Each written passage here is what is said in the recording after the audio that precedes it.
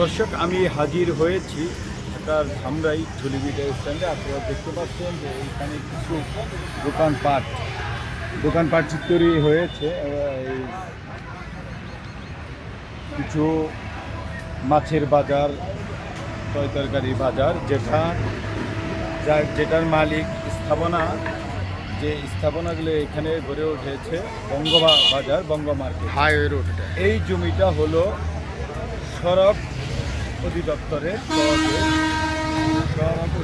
সহজের। আপনারা দেখতে পাচ্ছেন পাশে একটি সড়ক। এটি হলো হাইওয়ে রাস্তা, ঢাকা আরিচার হাইওয়ে রাস্তা। আর রাস্তার পাশে গড়ে উঠেছে অবৈধভাবে কিছু দোকানপাট। আর এই দোকানপাট বিক্রি হয়েছে কিছু অসাধু ব্যক্তি। তারা এই দোকানপাট প্রত্যেকটা দোকান থেকে 10,000 20,000 করে টাকা নিচ্ছে। আমার প্রশ্ন হলো এটাই যে এই টাকাগুলো কোন ফান্ডে যাচ্ছে? কিছু অসাধুভাবে এই টাকা উত্তোলন করে তাদের পকেট ভারী করছে। আসলে কি এর জন্য এই বাংলাদেশের যে রাস্তা, হাইওয়ে রাস্তা, এই সড়ক অধিদপ্তর রাস্তা কারোর ক্ষমতা নেই বিক্রি করার জন্য, সেটিই বা বিক্রি হচ্ছে। আমরা জানতে চাই আচ্ছা, আপনি এই দোকানটি যে নিয়েছেন কত টাকা দিয়েছেন? আমি এটা বলতে পারবো না, মালিক আপনি এখানকার কর্মচারী। যাই হোক, দর্শক এই নিয়ে বলতে পারেন। ভাড়া কত? মাসিক ভাড়া কত?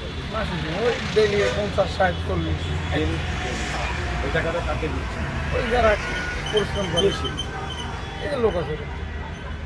এই মার্কেটের কিছু লোকজন এই টাকাটা তুলে তাদের পকেট ভারী করে নিচ্ছেন।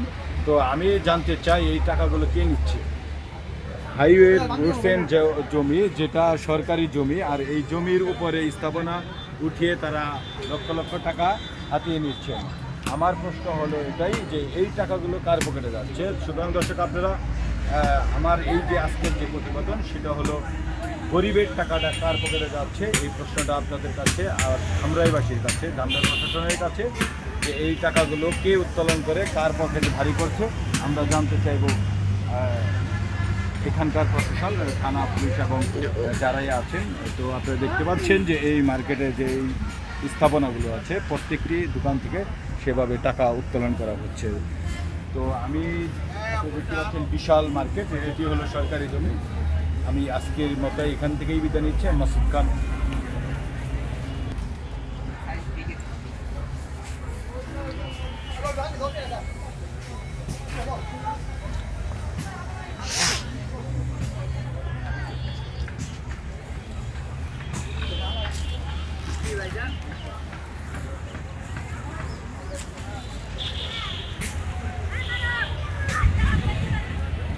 কত মানে?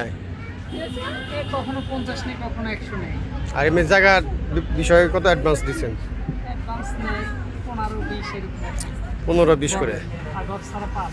মানে যদি আপনি তারা ঘর তুলে দেয় তাহলে 15-20 হাজার, আর যদি না আপনারা নিজে তোলেন তাহলে 5,000 করে। নেই কেন এটা? এটা হাট মালিক। হাট মালিক নাম কি? নাম আমি সঠিক জানি না।